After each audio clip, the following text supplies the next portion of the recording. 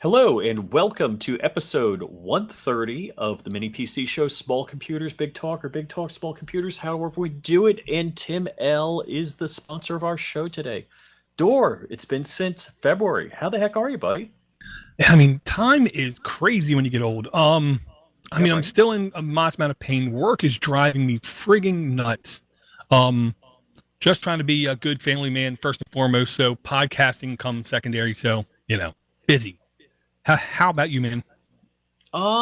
Good. New job, some cool stuff going on. I'm slaying some dragons around the house here, catching up on the honeydews and the weather, Florida, the weather's never bad, and it's actually was like beautiful today. Very cool. Well, I'm going to be down there next week. And I'm now right now thought to myself, I'm not sure the last time I told you that. Yeah, yeah. So, you're taking the family to Orlando? Yeah, the wife kind of insisted this might be the last time we go to Orlando. After that, she might be thinking about doing more world and air quote traveling and not just Oh, going to cool. go see the mouse. Are you gonna have any free time? You're 2 hours away.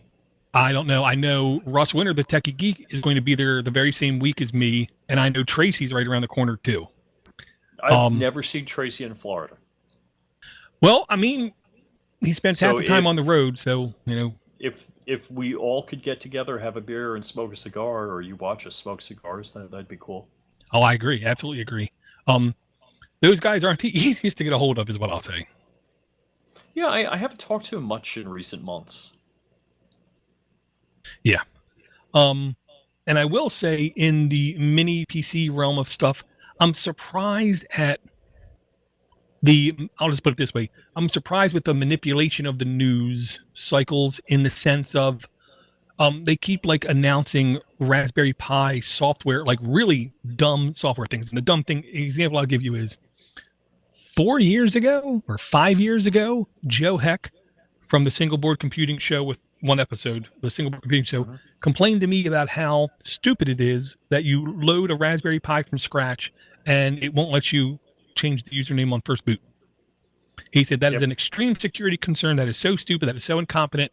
Now with the Hmm. chip shortage, hardware shortage, it's like they have to find things to do to remain in the news cycle. So they changed, 4 years too late. They changed where you could uh, set the Raspberry Pi username on first boot, and then people are screaming about it as if it's new, as if it's something that like, you know, um, DuPuie hasn't done forever.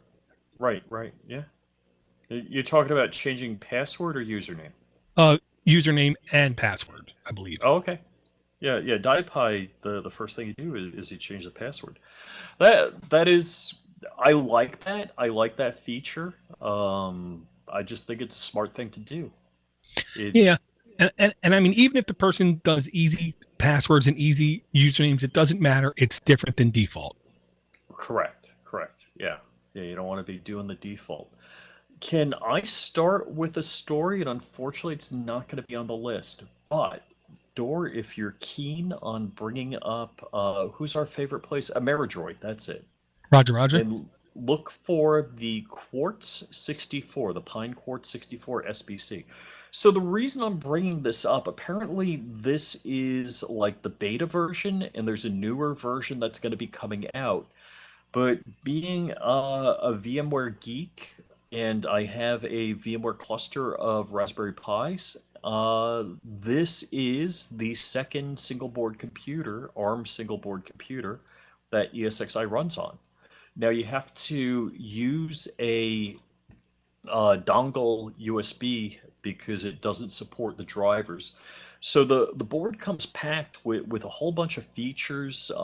You have SATA, you have Ethernet, etc., but they're not currently supported. I did reach out to one of the guys that's working on the project. He said it should come out in the future. So kind of exciting. I was almost thinking about picking up because you can't buy Raspberry Pis, and I would only want an 8 gig Raspberry Pi, uh, but you could pick these up, and the prices are not awful. Yeah, the price is definitely reasonable as far as I'm concerned. It, I'll say this is in like developer mode is the way I put it. any like end user expecting to buy this board, drop an OS in it, and have as much fun as you can have with a Raspberry Pi, it's Good just point. it's just not going to be like that. This is definitely intended for people to test new things on it and experiment to see what you can get running on it. And I will say the price to me is spot on where it should be, which is rare. Mm-hmm. You know, sometimes I think they're just a little bit too expensive or surprisingly cheap. This I think hit the sweet spot. The other thing I do like about it is it has an embedded coprocessor of a RISC-V processor. So not only can you do ARM related stuff on this, but you can also start to do some RISC development stuff on it as well. And because here's my logic. Having complicated, in air quote, systems like that on your chips makes it a little bit more secure because it makes it a little bit more difficult if you decide to take important processes and push them down to the RISC-V processor instead of just running them all on the main one. What was I had a question shoot through my head on this. I don't have the specs page up. I just had an article on it, and I didn't do much better on this shot. And sorry, my computer's just crazy slow. I should have rebooted before the show. And I can't remember what I had a question on. They say they're supposed to come out with a new version of this. So like you said, that it's more of a beta, and I think you have to do something with a JTAG to get it running. So it's not like a Raspberry Pi where you just drop an image on a card and drop the card in the device. Yeah, and like the big plus to this versus the Raspberry Pi is if you need 100 Raspberry Pis for a big project, you're going to end up paying like $150 per Pi if you really do, in air quote, need them, because the scalpers are going crazy jacking up the prices. If you need 100 of these, it's much more possible you'll be able to get them. It just might take me, a month or two. And just a super quick Raspberry Pi thing. Do not forget, do not accept scalper prices for Raspberry Pis. Our Pi locator is where you go to find out where reputable people are selling Pis at the normal price. The downside is you will not see any 8 gig Pis ever. Probably not any 4 gigs either.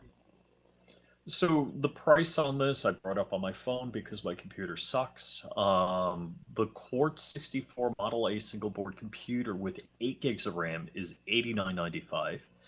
And with 4 gigs of RAM, it is $69.95. So pretty reasonable. Yeah, absolutely. I do wish it came like with a piece of aluminum already strapped to it, kind of thing. I think I know there's a heatsink, and I'm pretty sure it does come with it. Or at least I think I saw a video, and I'm sorry, I'm reaching back. I'll say the very bottom of the specification list on Ameridroid says package contains Quartz 64 Model A board, so it sounds like it doesn't even come with a power adapter. Yeah, a lot of these things are that way. And I'm getting ready to I keep threatening this, but doing the DC data center. I'm sick of I have UPSs and converting AC to DC and then DC to AC again to go through a wall wart to convert it to DC to run a Pi device is about as dumb as it gets. It's about as dumb as air cooling a submarine.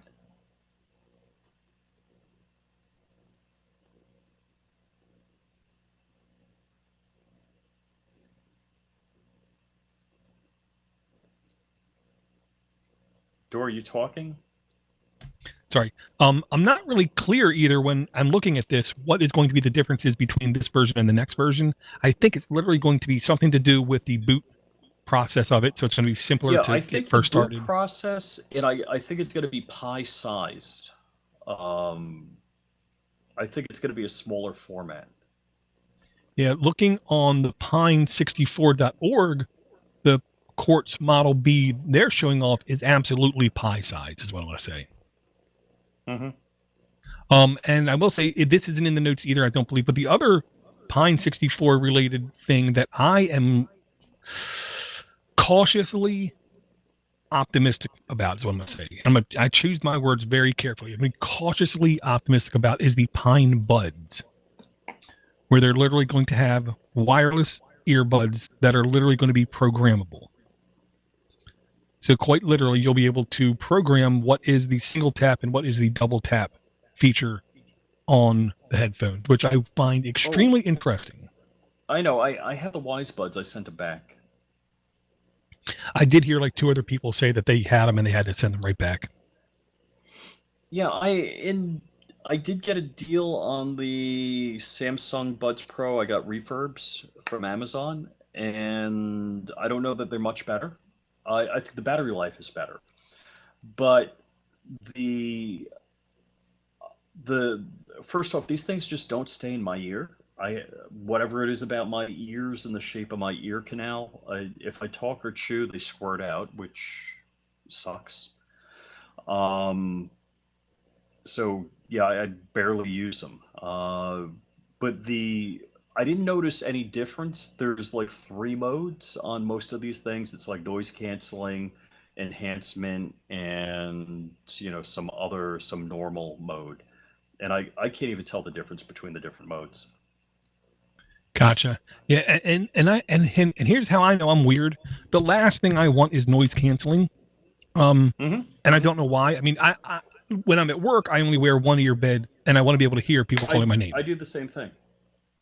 Yeah, but here at In home, it's like I could At see. home, I wear one. Right. I mean, and I think at home I could see myself wearing 2, but I never do. And I think part of the reason I never do is so I can have one in my ear, and when this one goes dead, I put it in the charger, pull the other one out, so I never have completely dead headphones.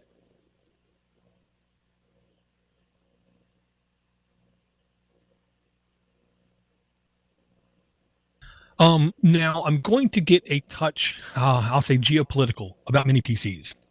And we did touch about this a couple weeks ago. Um, well, February. We do have global supply chain and air quote issues, and really all it is just people being mad at each other. Um, we technically we don't have a chip shortage. We just have too much need and we never ramped up production kind of thing.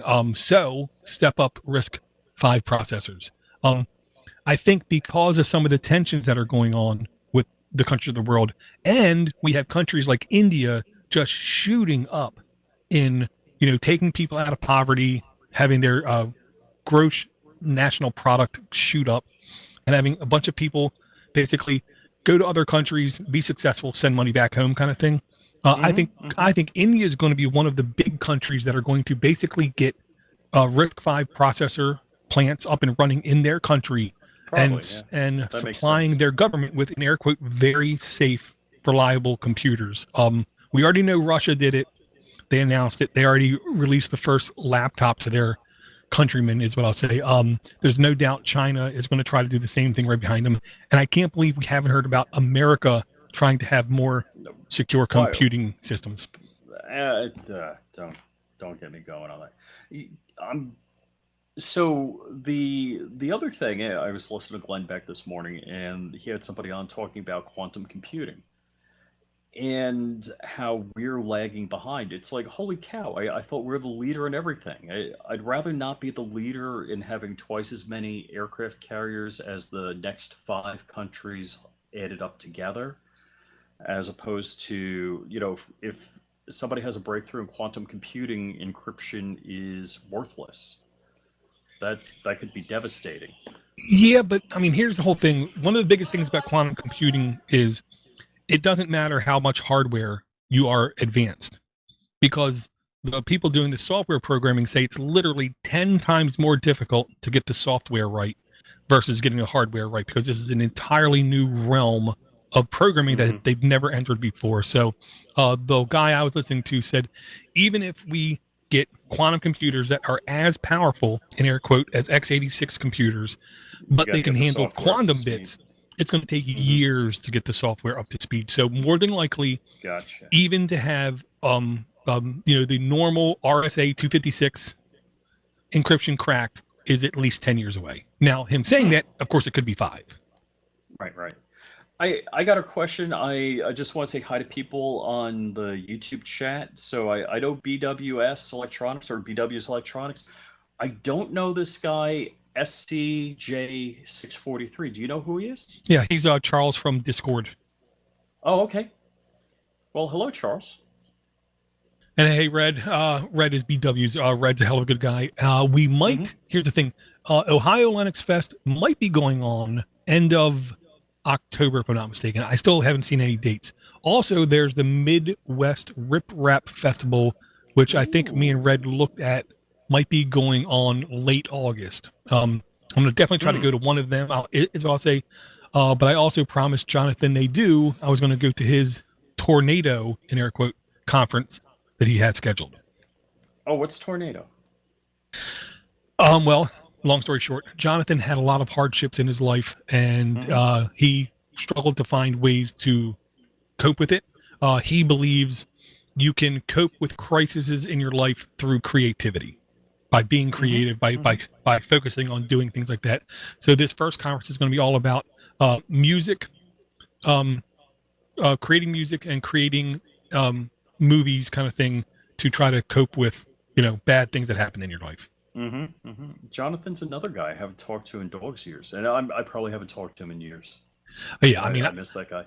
The last time I actually sat down and chatted with him off of a podcast was 4 or 5 years ago. Ooh. Well, when you have a soccer team's worth of kids, you'll have that. I was gonna say, yeah. I will say also, there's a YouTube channel I'm going to throw out there.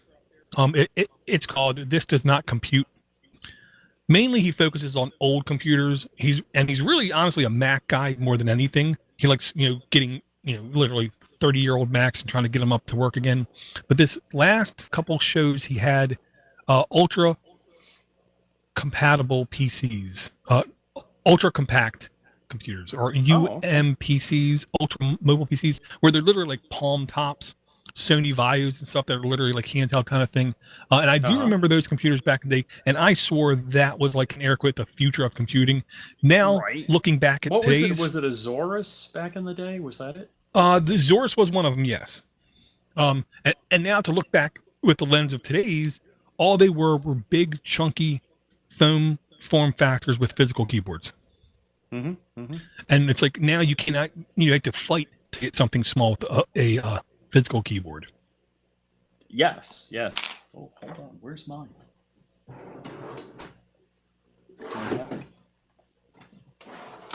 And my original droid that was the slide out. Oh, I thought I had it in this drawer here.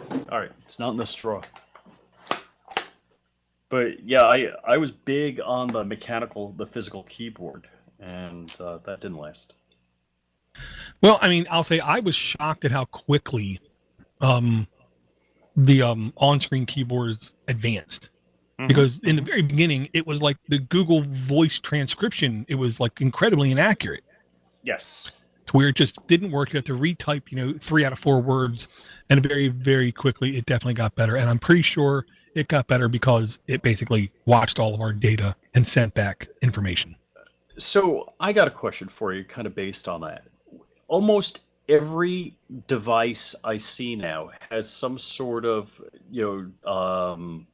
AI hardware on it. So a TPU or something embedded in the core. Are the new phones doing that also? I'm assuming the Apple phones are doing that. So you probably could do voice recognition on the phone. Well, the Apple TPU phones, if they're doing it, they're not advertising it as any kind of tensor processing unit or neural processing unit. They are using their custom ARM chip, which I do think that there is a side processor on it, but I don't know the specs of it, to be honest. The only Android phone I know that does it is the Pixel 6. That's the only one I know that has a dedicated tensor GPU.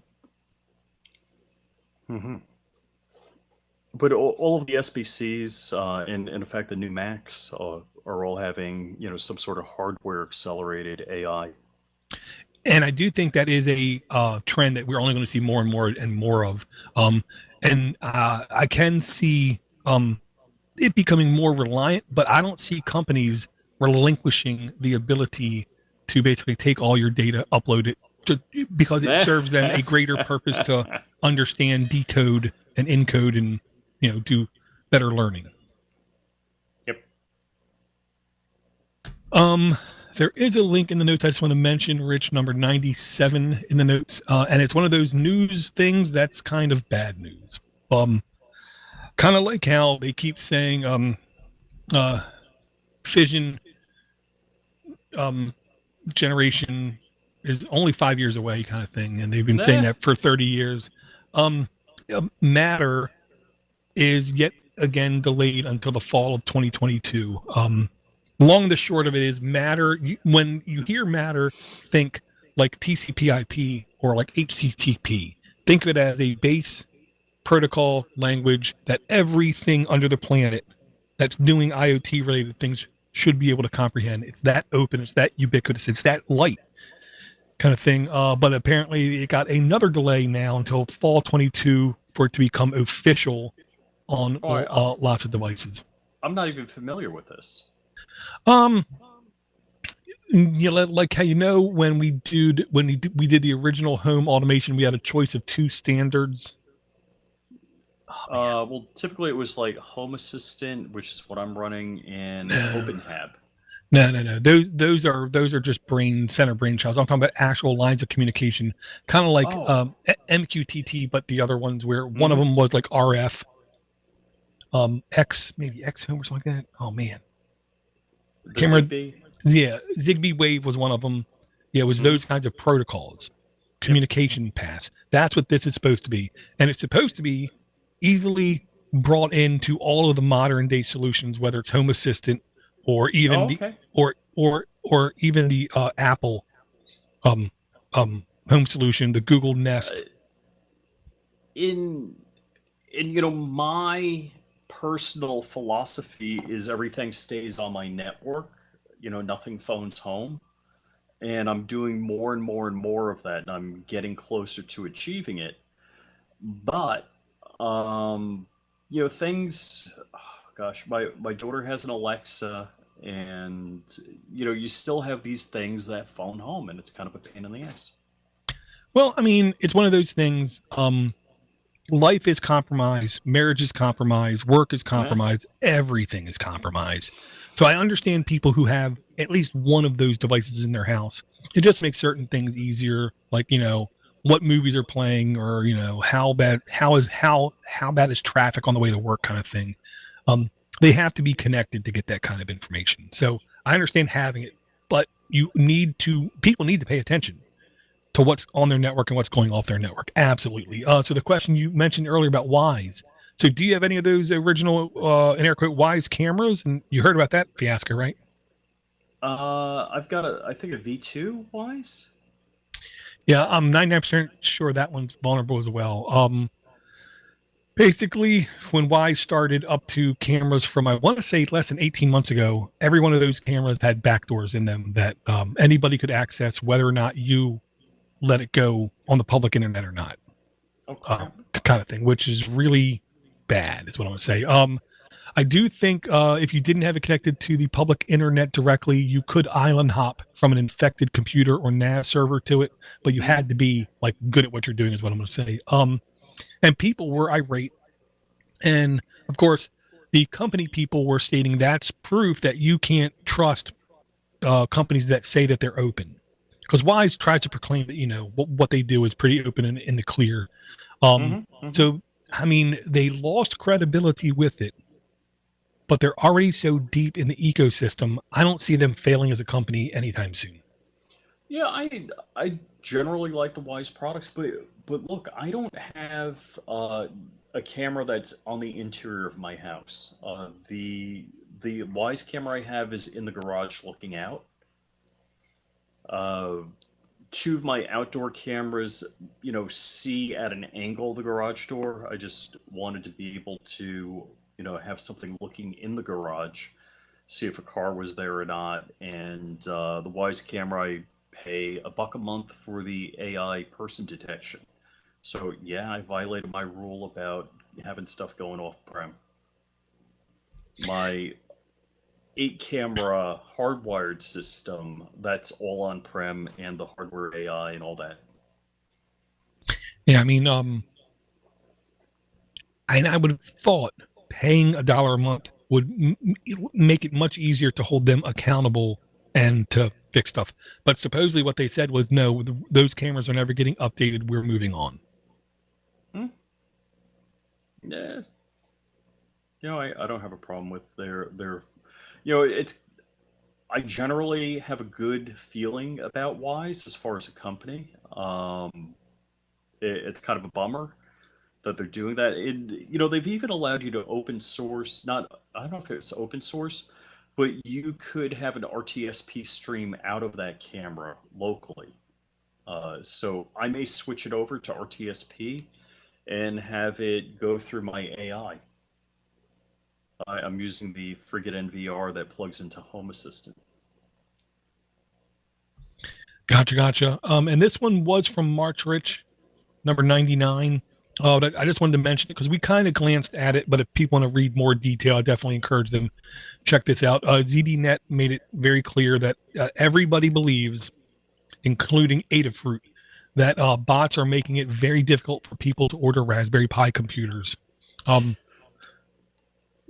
Knowing what happened with the PS5, knowing what happened with the newest Xbox, knowing what happened with the Nintendo Switch, these things only exist because people out there are willing to pay scalper prices.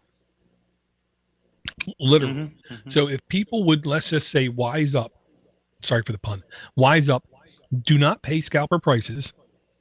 Only go to places like RPi Locator when you want to buy a Raspberry Pi. And then if you cannot find one, look at the alternate solutions with similar specs and investigate what you want to do with it and see if it's possible or not. Most of the time you'll find it is a touch more difficult, but it's still absolutely doable, and it'll be a very comparable price.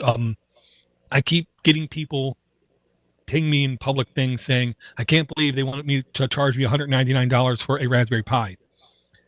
Well, don't go there. Go here. And then you have to be patient. You know what I mean? Right. Or, pick up something else. Right. Yeah, the one example I used, I said, it's almost like a flea market.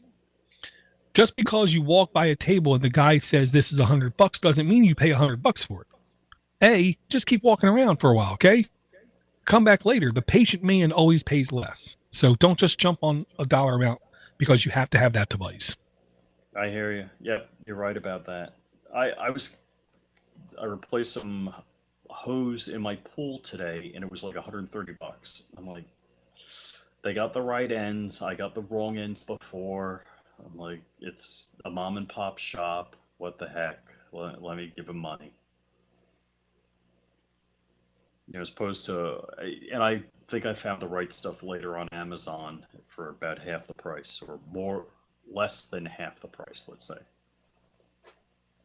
Yeah, I'll say, Amazon is just same thing again with Amazon. If you don't take your time to look around, you're probably going to pay a shade more than the average price for the average item. But if you take your time to dig through it, you can probably save money. But Amazon's gimmick for the last 5 years at least hasn't been that they're the cheapest place in town, is that they're the most convenient place in town. And then once in a while you can find cheap stuff. I have a car I like to drive, but I'd rather do it to go see people as opposed to run errands. Gotcha. Yeah, I mean, and also, I mean, there's stupid things that I want to buy. Oh, yeah. I do gardening, and I got like a fungus, like my hands will crack and stuff like that. And I kept meaning to buy the antifungal cream, and I kept forgetting I ordered a 3-pack on Amazon. Right. Even though I'd go to CVS or whatever, I forget. But when I'm sitting here at my desk, I remembered. I'm like, all right, let me look it up, find some on Amazon. Right. Yeah, and it is everywhere where you are. That's the other big convenient thing. The next two, I honestly wanted to mention back to back. It's literally line 100 and then 101 in the notes. Rich. And it's because I'm 99% sure they're from the exact same company. Another company, I'll just say I've never heard of before, called Mango Pie. Mhm. And my wife did ask me, why do they keep naming things after pies? And I said, well, because for one main reason, search engine optimization. There is no such thing as a Raspberry Pi. There is no such thing as an orange pie. There is no such thing as a, you know, mango pie that I know of. So when people search for them, they're not going to find the actual pie. They're going to find these computers. But I digress. This first one was on Tech Radar, which if you don't have your ad blocking software on and your ad and your Pi hole up and running, you've been notified. But on techradar.com, they say a mysterious new Raspberry Pi alternative is the size of an SD card, and this is a Mango Pi board, and it is quite literally a shade smaller than a micro SD card. This is the kind of mini computer where you really could embed this thing in almost anything. Now, granted, it would probably be great for like signage, digital signage, that kind of thing, or maybe a simple like game thing, like emulating Atari or something like that. But I just like seeing people really cram everything they can into as small of a form factor as possible. They do mention that you will need a carrier board to get all the IO and everything out of it, kind of thing. But still, I'll just say I like seeing people like push the game, push the limits, and see how far they can take it. So SD, not micro SD, but yes. Yeah. So I'm looking at an article. Tom's Hardware has an article on it, and it literally is maybe smaller than an SD card. Yeah, the old school SD card. And now, today we can get 2 terabyte SD cards, but I didn't think I'd be able to get a computer that size. So what are the specs here? I'm just kind of scrolling through right now. It says it's apparently good for 1080p at 60 hertz, which I find shocking.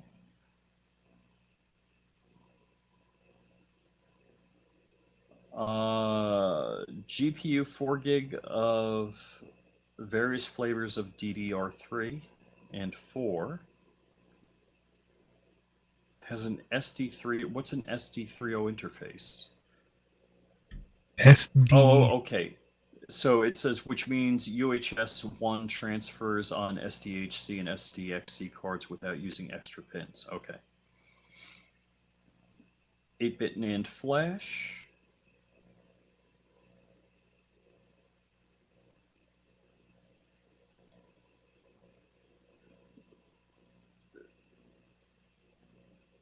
So it says potential ports include gigabit Ethernet, USB, OTG, 100 megabit per second Ethernet interface.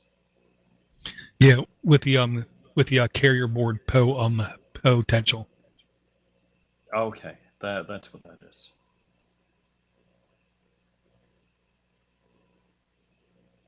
Four cores on 1-inch board. Yeah, so that was the first one from Mango Pi, and then the second link I put in there is to CNX Software.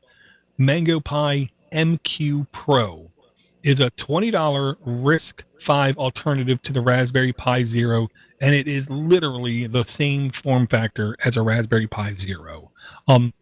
Now, the first Raspberry Pi Zero, if you had like single isolated task, worked fantastic. If you tried to do anything like multimedia on the very first one, it was really struggle to do what it needed to do. The brand newest Raspberry Pi Zero W2 is literally like 5 times as powerful as that original one. This will not be as powerful as the new Raspberry Pi Zero W2, but this does have 512 megs of RAM. The RISC-V processor is up to 1 gigahertz. You can get up to 1 gig of RAM, which I will say would be pretty nice. Micro SD card slot, mini HDMI, a camera, IF 24-pin connector, audio out pads is what it says. Networking 2.4 gigahertz Wi-Fi and Bluetooth 4.0. So it's not the newest Bluetooth or Wi-Fi, but it's definitely newer Wi-Fi. There is a expansion board where you can get Ethernet. It does have USB 1.1x over OTG over type port C, which means extremely slow transfer speeds. Technically, it will work, and it will be probably fine for a keyboard mouse kind of thing, but not a lot else would transfer over it well. And then there's the normal 40 pin connector header. 4K, is that 30 frames a second? That's kind of nutty. Yeah, 4K 30 frames a second. 4K, yeah. I'm sure the video would have to be on board or over the carrier board via Ethernet is what I'm going to say, because that's a good amount of throughput you need to get that kind of for sure performance. But I just liked RISC-V being in more, or RISC-V being in more and more and more places. Oh, okay, yeah, I skipped over being RISC-V. That's interesting. I got so many projects cooking right now. I'd be like, ooh, wouldn't mind picking up a couple of these. Well, and I do think we're at a good place to where we don't have to rush right now. RISC-V development is going pretty ridiculously fast, but it still has an extremely long way to go. To be honest, I could see me and you dipping in to the RISC-V architecture, testing and playing around, maybe by the end of the year. If not, early next year, I could see us actually saying, now that is intriguing. I like the I/O, good RAM. And so I'm going to play with it kind of thing. And I hear this runs on it well, or that runs on it well. That's a time when I can see us at least actually deciding to devote some money to it and see what it can do.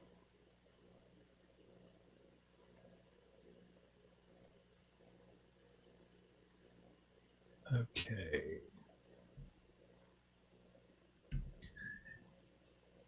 Yeah. It was the Raspberry Pi removes default user was the news thing that, I understand them wanting to make sure people knew about this, but to be quite honest, it's the kind of thing that they literally should have done 4 years ago. I don't think doing it then would have stopped a single person from buying one, working on it, or developing on it. I do think it would only made it more secure. Have you known anybody who got their Raspberry Pi stuff hacked? No, I've never heard of it. I know about 3 people who literally left the username Pi, password Raspberry, put it on their network, and one of them, at least I know, hosted stuff and then NAT port forwarded to it. No. Oh yeah. No. Yes. Dude, nobody technical's that dumb. Well, they did, is what I'll say. And then they were wondering why, when they went to log in, they couldn't log into it anymore. I was like, well, and I talked to them. I said, well, because you're pwned completely. And they're like, yeah, completely pwned. And I don't remember if I shared this one in the chat, Rich. This one is the kind of thing that literally makes me giddy for ARM boards and the power and the real legit possibility of having a ARM-based computer that I boot up and I run, and somebody else looks at it and can't tell it's not a x86 computer kind of thing. It is on t.firefly.com, and it is the ROC RK3588S PC, an 8-core 8K AI motherboard with up to 32 gig of RAM, capable of 8K video encoding and decoding, and it does support NVMe SSD expansion. Sweet. This thing really does sound like it really could be something fun to play on, dare I say. Okay, it's $219, and that could be a good price depending on what comes with it. Well, and depending on the performance, if it really can kick butt, and it does say it has built-in TensorFlow as well on it. The NPU can do 6 tops. I don't know if that's good or not. sounds good. 32 gigs of RAM. There's a lot Ooh, I could up do. to, yeah. Yeah, with 32 gigs of RAM. And I'm sure you're going to pay for 32 gigs of RAM.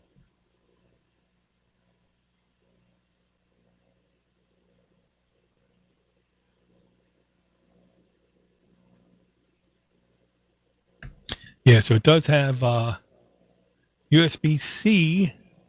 Doesn't look like it's Thunderbolt, but it's USB-C with display port available on that. One USB 3 port, USB 2 port, power, Wi-Fi, M.2 PCIe 2, which I do believe is the higher, faster one. It supports up and it supports 2242 form factor NVMe SSD. The numbers there are typically length and width, so it's 22 millimeters one way, 42 millimeters the other way. So anything Why couldn't they put smaller an than X in there? I don't know. Dude, that's freaking wow. Yeah. Gigabit Ethernet adapter, 3.5 adapter as well. HDMI, full-size HDMI port, then a DC in kind of thing. The normal like ribbon connectors for cameras and the like. This I could see being really fun to play on. Granted, you're going to pay for it, but I do think I don't want to say it's worth it, but I could definitely see it being worth it as long as the software is really good. So that would be a crazy cool ESXi host. Yeah. I could definitely seeing it too good. You could do vSAN on that, the whole shooting match.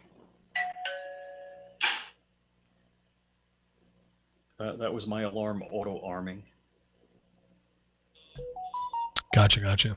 And that was the text for my alarm auto-arming.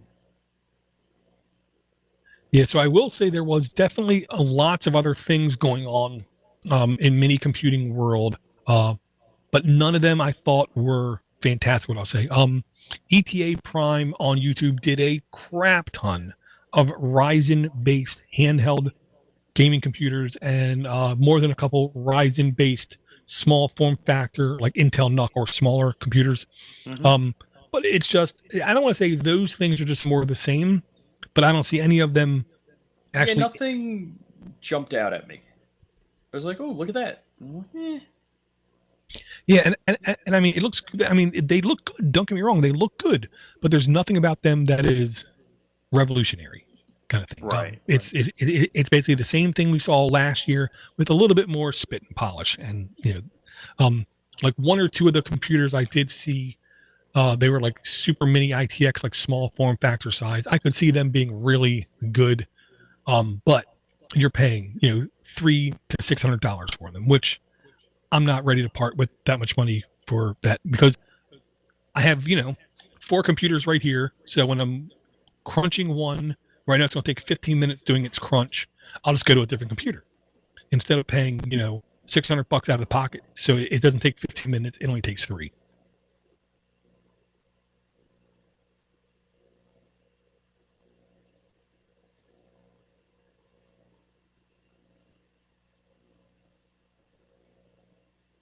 Oh, and I want to say there was another Firefly board, if I'm not mistaken. Yeah, there was. Okay, yeah, Firefly. So, Raspberry Pi not coming out with any hardware whatsoever. And then they come out with the Raspberry Pi B, the Raspberry Pi W, the Raspberry Pi 400, and they say they came out with 4 new boards. No, they're the exact same board, just different form factor. Okay. You might be fooling journalists because journalists are idiots, but you're not fooling most normal people. This one is Firefly's mini ITX form factor. ITX 3588J is the Hulk compared to the Raspberry Pi's Bruce Banner. The amount of stuff they have packed on this board is insane, one would say. The I/O, they have everything you could literally think of packed on top of this thing.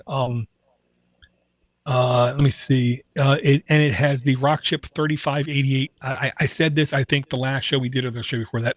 I do think the 3588 will be impactful as a chip we're going to see it in a lot of devices, and more of those devices that we see will be running very smoothly. 60 Alright, frames a second, few drop frames, yada yada. but wait a second. I thought it said up to 32 gigs and of RAM, and let me click on the. All right, so the 16 gig with 128 gig storage is 679. Yeah. Oof. Oof. Oh yeah, yeah, yeah. You are definitely the papers, and they do have uh, three different types of RAM: DDR4, DDR4X, and DDR5. So I think the type of RAM matters, but it does say you can go up to 32 gigs of RAM, 64-bit. Now, is that drop-in RAM modules? Because I see a slot there. I will say I'm 99% sure that DIMM slot is for RAM. Yes. Oh man, and there's four SATA 3 ports on it. It's an interesting board, but the question is, do you want to throw that kind of money around? Well, again, I'll just put it like this: if you don't want to use Intel or AMD because you have deep-seated security issues, then you're going to have to pay.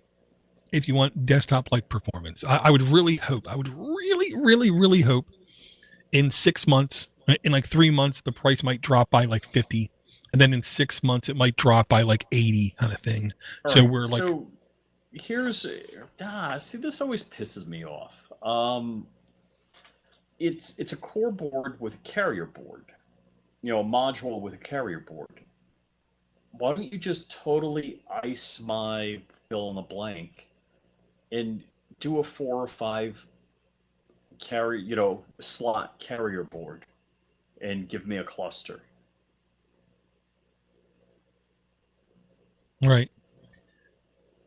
Give me a freaking cluster that's ITX sized or something in that range. Yeah, I mean, I'm not gonna lie, you could definitely do a lot more with that. They're so close.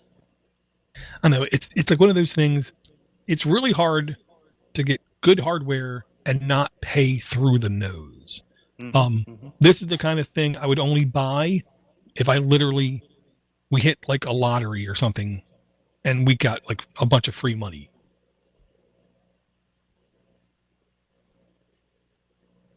And what OSs run on it? So it's showing Android, Ubuntu, Debian, Buildroot. I've never heard of Buildroot. RT Linux. It says it Android 12. And I believe Google I/O just started, and 13 is getting ready to drop. So 12 is the normal new, is what I'll say. Mm-hmm.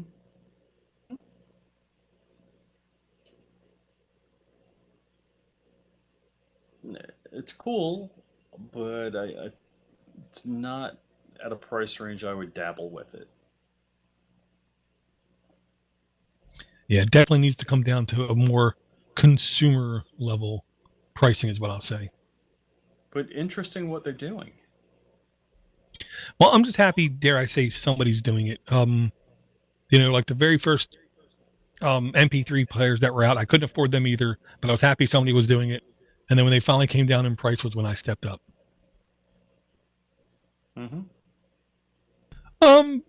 You said now, is it your Chromebook that's going super slow? No, it's my Mac. So Oh, I've got a 2012 MacBook Pro. Something stealing CPU cycles. I don't know what the hell's going on. I'm ready to nuke and pave it, but I did say I was going to get myself, and I kind of priced a $3,800 M1 Mac. So 1 TB drive, 16-inch, top of the line CPU, top of the line RAM. Comes out to like $3,800. gotcha. Because I was going to ask, because if it was your Chromebook, there is a Chromebook OS diagnostic thing that is highlighted there on Android Police. Um, Okay. it is a little bit hidden in the OS, but it is there. I never knew it was there, is what I'm saying. So it's basically a built-in feature kind of thing. Oh. I did run it on my out of support Acer Chromebook Flip. And it's because that is now literally, I want to say, a 5-year-old device. So it's hard to say whether or not it actually sped things up. I already removed as much as I possibly could. Oh my gosh, it's Brian Thomas. Oh yeah, the man.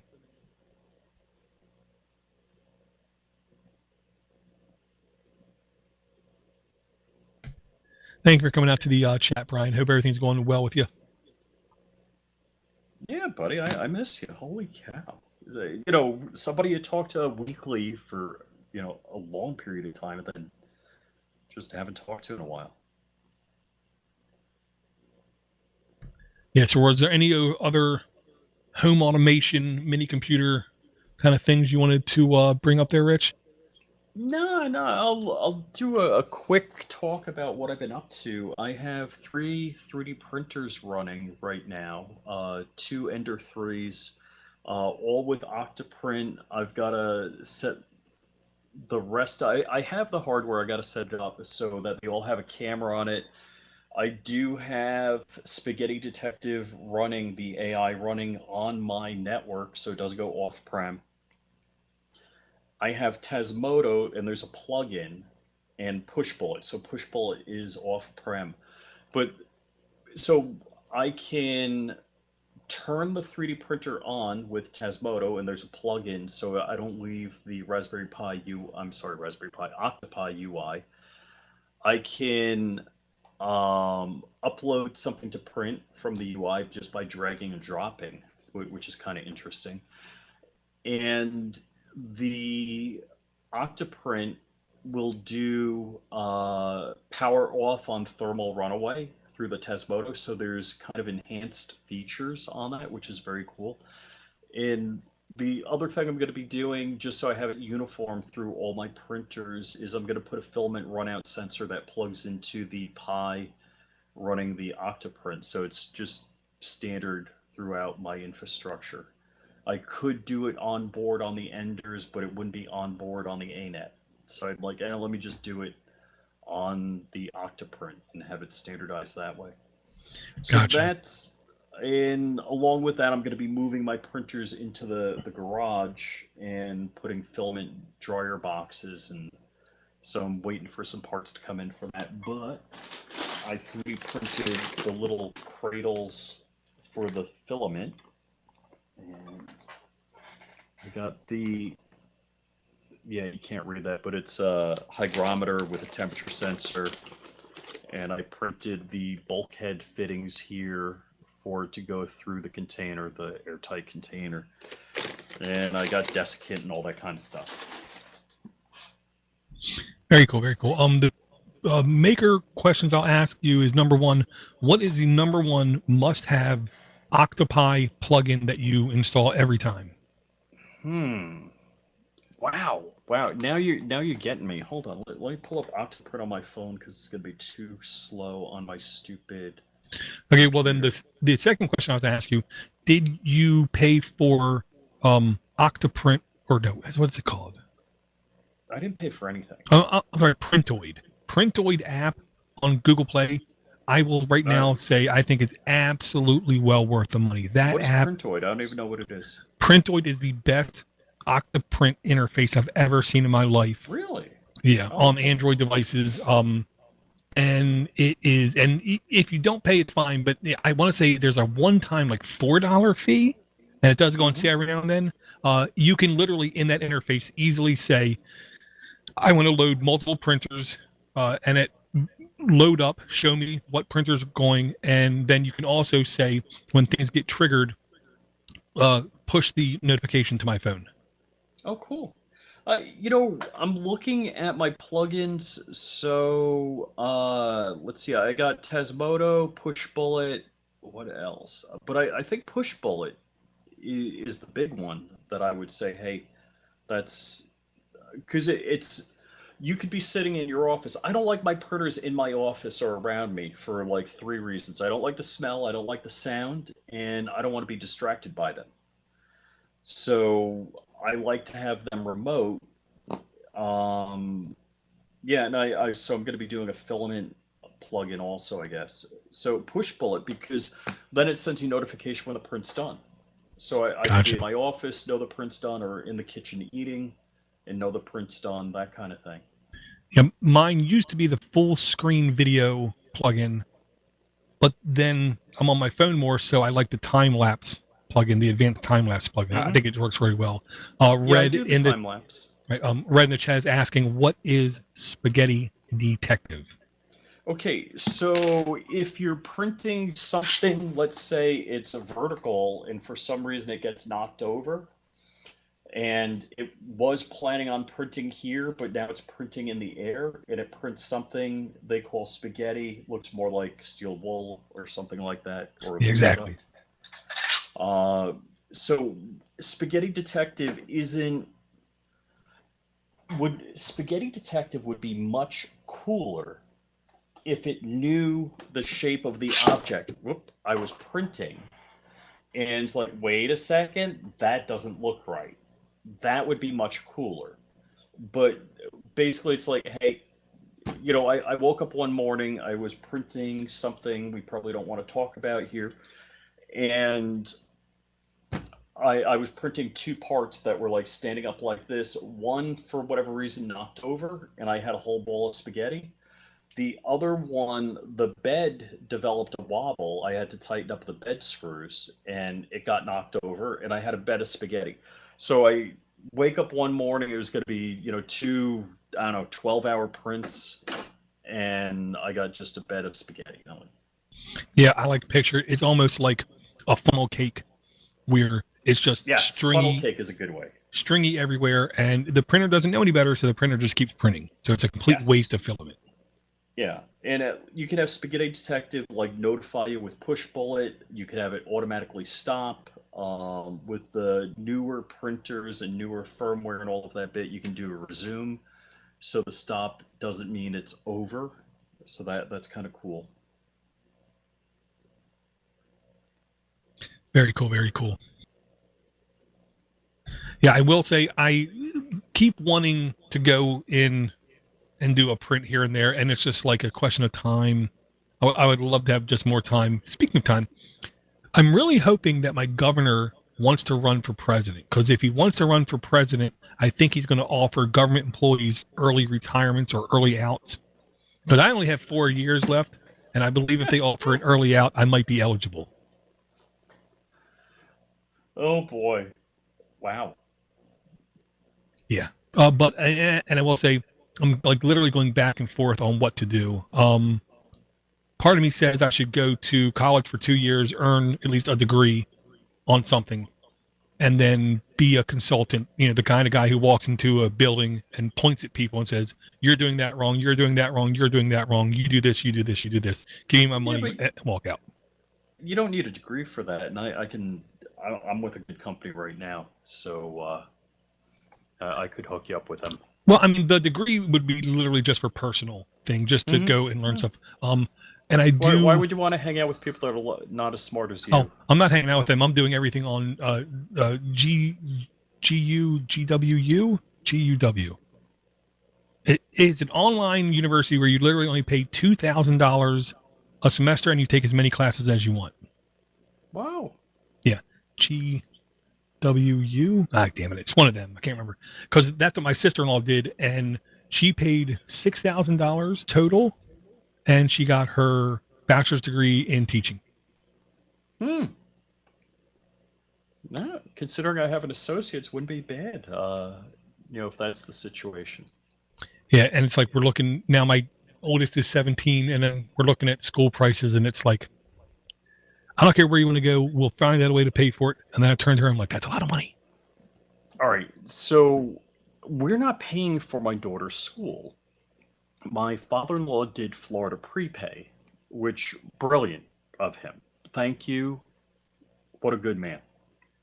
But still, her dorm and sorority and all this crap is costing a lot of money. So she completed her first 2 years, and she basically, I don't think she's had any in-person classes. she could have done it from home, and we wouldn't have had all of those additional costs. I don't mean to cut on her. So she's a great kid. So here's the but. She's like, I want the college experience. I want the sorority experience. And it's like, and now she's like, I just want to be home. And Well, she's, you know, the grass is always greener. And yeah, that's yeah. like I would love my kid to just be out in the world more, become a little bit more, because and one of the things I tried to explain to him, now that I'm old, I understand social engineering is a real thing, and it's not a negative thing. It's Mm-hmm. just knowing that when you go into any situation, you can do things in a certain way, behave in a certain way, do certain things to get people on your side. Um, Yes. and I would love for my kid to go to college just to learn how to be better at social communicating and just be better. Because I will say this, I'm 99% sure, to get good at interviews, just go on a lot of interviews. The more Yes. interviews you go Yes. on, the more comfortable you'll be at interviews. So I'm like trying to get him to go out more, do more things. And I think college would be a perfect way for him to at least have to deal with people. Now, both my kids in school are like, I cannot believe how ignorant, how rude, how mean all kids are. I'm like, dude, that's how it's always been. Really? Kids are the worst. Kids are the people who like, Yeah. the example I use is my youngest. We went over to my sister-in-law's house and her boyfriend said, "Hey, Danny, I'm going to cook some burgers. Would you like a burger?" And Danny says, "No, not really. Last time they were like bricks." You know, Whoa. adults won't say that. You know, Whoa. No, kids no, I will. just ate. Right, exactly. Adults will be like, "Oh, no, I'm full. Thank you." Where kids are like, "Dad, I Bye got no bye. problem." Yeah. I will say I am going to keep my eyes open a lot, especially for the Pine stuff. Um, I still think they have the best opportunity to make the most headway in the next 2 years just because of Raspberry Pi not being able to come up with boards, Raspberry Pi not being able to keep up with 8 gig boards, Raspberry Pi Mm-hmm. not able to put a friggin' power button on their devices, Raspberry Pi not selling basically pre-built devices except for the Pi 400, which I will say that is the only Pi I think I would buy right now if I were to buy a Pi, because the heat sink on it literally makes it to where you can do anything you want and that thing will never thermal throttle, which no other Pi can say that out of the box. You got to spend, 20, $30 on a cooler to get it to not thermal throttle. So I still think if I'm going to get a Pi 400 today, that's the one that is still in stock at a lot of places and you're not going to get gouged. So quite literally, if you need to do a project and you want to do a Raspberry Pi, just get the Pi 400, leave it the keyboard as it is, and just use it like a normal Raspberry Pi. So, one last thing. I prepaid for coupons for the RADXA, REDXA, Oh yes, yes, yes. R5. So, I don't know if there's any new news on that. The Rock 5, that's it, Rock 5. Yeah, I haven't seen any new news on it, Yeah. but cross the fingers, and I think I plunked down for five coupons. You know, there was $10 a piece, so you can't go wrong on that. Yeah. But you got like a $50 discount if you plunk down $10. Yeah. I So think even if Brett. I, Yeah, I think Brett literally got like 10 of them. yeah, And yeah, I want to say the last time I talked to Brett, he said he thought they said that news would be coming out in June mm-hmm. about it. Mm-hmm. So, and I do think it's the kind of thing, once they come out, they're just going to scattershot them everywhere. And then people are all of a sudden going to be talking about it like as one of the best bang for the buck things they've gotten. Yep. Dear community, we're so proud. One of the first vendors to announce. There's a Rock 5B.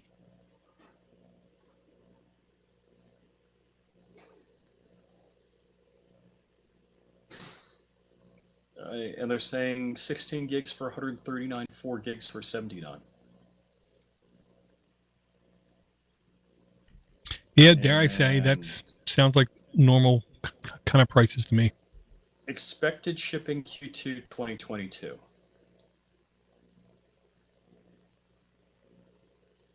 So I don't know if I'm in on the Model A or the Model B. Oh, my wife didn't deactivate the alarm.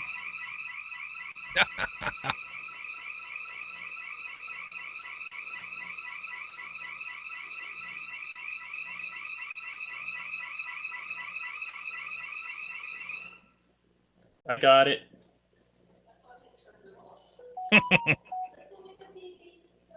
She's taking the dog out for a walk.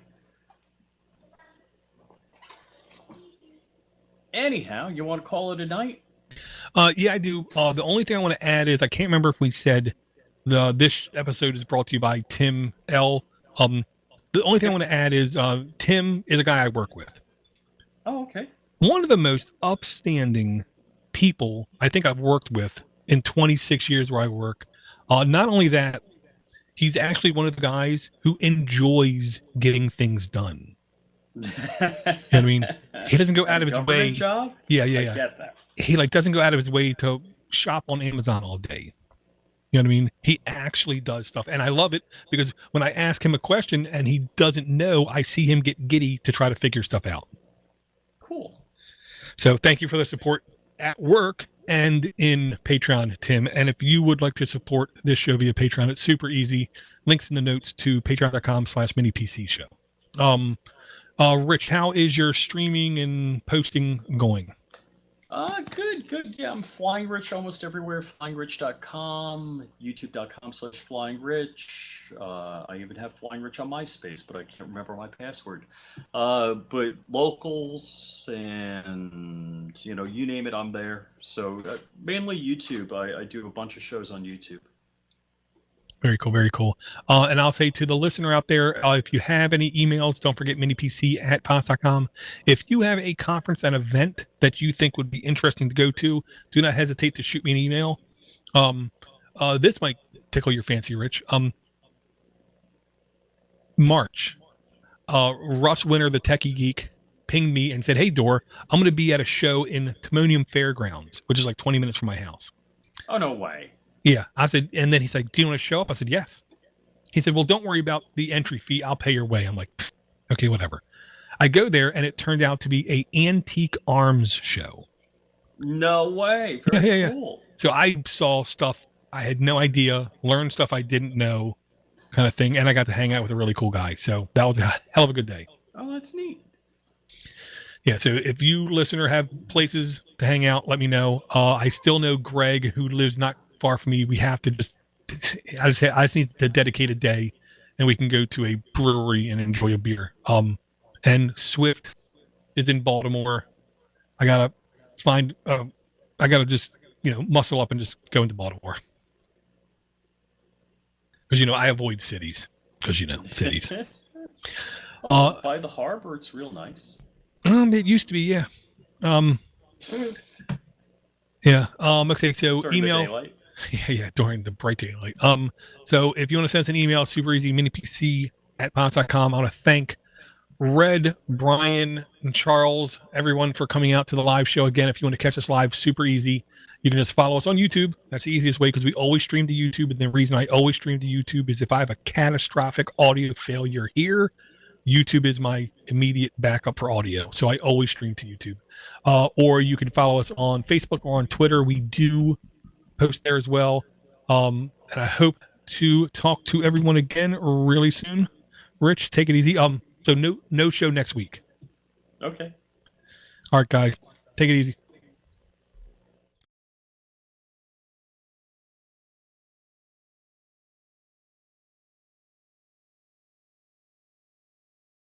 Back to where we are streaming there.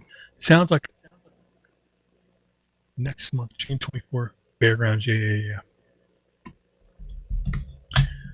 Yeah, I can't remember. I want to say the Midwest Rip Rap Festival was in Indiana. Yeah, that's something I always want to go to. I just want to go because I know 9 out of 10 things I'm going to see I had no idea even existed. Because that's where you get the diehards, the dedicateds. Mm-hmm. Mm-hmm. All right, guys. Take it easy. Back to where we are streaming there. Sounds like next month, June 24th, Fairgrounds. Yeah. Yeah, I can't remember. I want to say the Midwest Rip Rap Festival was in Indiana. I just want to go because I know 9 out of 10 things I'm going to see I had no idea even existed. Because that's where you get the diehards, the dedicated. Yeah, I've been real interested in doing a Core XY printer. Is that the one with the three like pulleys on them? Yeah, yeah, it's so the gantry or where the print head, it's moved by like two different belts Right. that do the X and the Y. Right. And it's like the best thing you can do for like vase printing. I Yeah. don't know if the vertical printers, I forget what they're called, do that better. Because I'm trying to remember the one because Chad did buy one of the ones that was extremely tall. Mm-hmm. Like the XY was only like 50 by 50. Mm-hmm. Okay, Mm-hmm. maybe 100 by 100. But the vertical was literally like 600. Okay. Let me copy these notes real quick before I forget and mess it up. Yeah, you had the quartz on the bottom. 104 and 105. Yeah, because I just pinged it, not realizing I did have it up higher in the notes. So as soon as you said it, I just pinged it. So, man, I am blind as a bat, man. This is not good. Okay, it is Rock 5 Model B. Gotcha. That's the Redaxa rock. Yeah. If you call it Redaxa, it's RADXA. Yeah. As a human, I don't know how to do it otherwise. Yeah. Me too.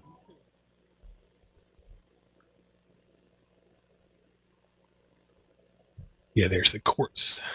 And I pinged both of them because on the Pine place, they don't even show you the old board. Oh, yeah? Yeah, they only show you the new one. Huh. So they're already just pushing that one. That's the one thing. With Pine, it's really hard to keep up with as much stuff, even if you subscribe to their podcast. Because there's literally so much crap going on. Hmm. And yeah, they do have like a YouTube channel as well where they don't go into as much detail as the bulletin because like once a month they put up a bulletin that's literally like 50 paragraphs long of here's how our deliveries for raw product is going. Here's how our screen purchases are going. Here's Mm-hmm. how the Pine time development is going. Here's how the They're Pine crazy. Well, dare I say they're at least trying to be transparent Mm-hmm. Mm-hmm. about I appreciate that. lot. Oh, I do too. It's just so much damn information. It's literally hard to keep up with. And then their podcast is like a part, like a section of that. And then the YouTube video they do is even less. You know, it's only like the high points kind of thing. So it's one of those things you can pick your poison. Okay. And I tell you what, Rich, I used to use Notepad++ everywhere I went. Mm-hmm. I've been using Sublime Text. I will say Sublime was one that I did use for a good 3 months. But now I cannot stop using VS Code. Oh, okay, yeah. Sorry. I use that also. Correction. VS Codium. I'm not using VS Code. I'm using... Yeah. They take VS Code and they pull out all the Microsoft binary blobs. So it's only the open source part. And it is really useful, really functional, has a help system that's actually freaking helpful. See, I like a tabbed system like that auto saves, will open up in the same way I closed it. Yeah. So I don't have to open up a bunch of documents. Oh, yeah. That's a big deal. You can have 30 tabs open, have none of them saved. Mm-hmm. Close it, open it, everything's how it was. Yep. Yeah. So power outage, whatever, boom, Yep. you're set. Yeah, so quite literally, I have like a couple tabs that are just ongoing notes. I'm not going to dedicate them to a text file yet because I'm still figuring out, kind of stuff. So yeah, I do that frequently.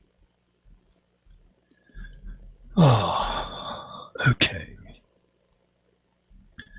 That was really good, and I will say, Brett, health-wise, has been doing insanely better. Okay.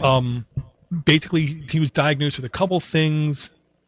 One of them was a type, I don't want to say it was a type of narcolepsy, but it was a sleep disorder kind of thing. And then they basically said, here, take like 8 of these a day. Oh And my then gosh. the doctor was like, okay, now it's going to take 3 weeks to get the full amount in your bloodstream. Now reduce it as you see fit. Oh, Jesus. To where you find the right amount, because what he was doing was he was taking them and then he was actually getting genuine deep sleep for like 6 hours straight. And then when he woke up the first time, he said, I feel so weird. This doesn't feel right, doc. This doesn't feel right. And because he was like almost paranoid, like this doesn't feel right. This doesn't right. Turned out he hasn't felt a restful sleep basically in his entire life. Oh my gosh. So the weird feeling was feeling good without being tired, without being sore, without being exhausted. So that's a big deal. It is. And so then he's been constantly, tweaking the meds here, tweaking the meds there. He said it's still hard to get more than 6 hours straight, but at least he's getting that. And he's been insanely productive with his RV automation stuff. Mm-hmm. That and he tried to be on tonight, but literally he pinged me like an hour beforehand and said, I just can't. All of a sudden, real exhausted. I got to lay down. Okay. But the amount of updates he had is like, this guy literally has the opportunity, if he can basically document what he's doing with these RVs, and because like 99% of everything he's doing is completely offline, it's only there on the device. The company's literally paying him ahead for like 20 and 30 installs at a time, kind of thing. So it's like, as long as you have them done by this time, you're fine. If he the RV market's crazy right now. It is. And if he could document the process, streamline the process, and, dare I say, pull somebody on board, pay them a fee, he could start making bank like quick. Because you have the RV market. Yeah. Even with the price of gas, RVs are insane. Yep. Oh, okay. Let me check. I'm really stupid for checking my work email after work hours. I shouldn't be doing that. All right, I'm going to turn the stream off. Red, very good to hear from you again. Brian, always good to hear from you, man. Yeah, guys. And hell, we got 5 likes somehow. All right, guys, you take it easy.